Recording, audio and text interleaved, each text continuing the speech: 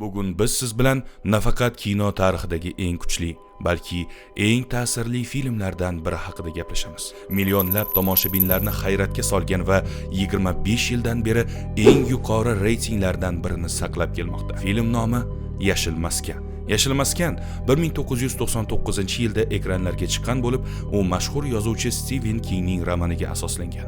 Rejissyor Shawshankdan qochish filmi muallifi Frank Darabont. Bosh rolni esa Tom Hanks ijro etgan. Filmning IMDb reytingi 9.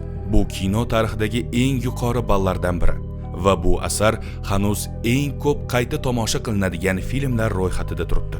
Voqealar 1930-yillarda AQShning Luiziana shtatidagi qamoqxonada kechadi. Yashil maskan deb ataladigan bu joy o'lim jazosiga hukm qilingan mahbuslar saqlanadigan bo'lim. Nomining sababi oddiy. Kameradan elektr stulga olib boradigan yo'l yashil rangga bo'yalgan. Bosh qahramon Paul Edrom, tajribali soqchi, ishini sidqidildan bajaradigan, ammo insonligini yo'qotmagan odam. U bir kuni yangi mahbusni qabul qiladi. John Coffey ismli ulkan qora tanli erkakni. John Coffey ikki qizaloqni o'ldirganlikda ayblangan, ammo Paul tez orada sezadi. Bu odam yovuz emas, aksincha, tinch, mehribon va hatto g'amxo'r. Coffey g'ayritabiiy kuchga ega. U odamlarni davolay oladi, og'riqni yuta oladi.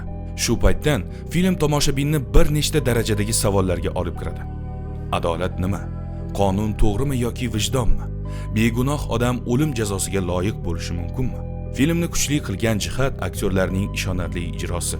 Tom Hanks Paul obrazini sokin, ammo chuqur his bilan yaratgan. Uning har bir qarashi, har bir pauzasi hayotiy. Ammo filmning markazida albatta Michael Clark Duncan.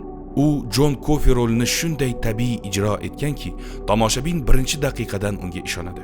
Ushbu rol Duncan'ga eng yaxshi ikkinchi darajali aktyor nominatsiyasini olib kelgan. Film texnik jihatdan ham mukammal. Frank Darabont oddiy qamoqxona devorlarini chuqur dramatik sahnaga aylantira olgan.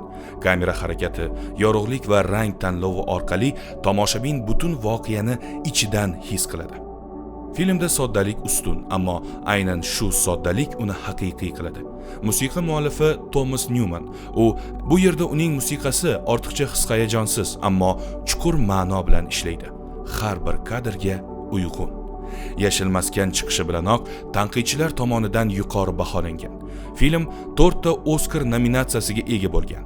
Eng yaxshi film, eng yaxshi aktyor, eng yaxshi ssenariy va eng yaxshi ovoz yo'nalishlarida Golden Globe va Saturn Awards mukofotlariga ham nomzod bo'lgan. Ammo eng katta yutug'i tomoshabinlar muhabbati.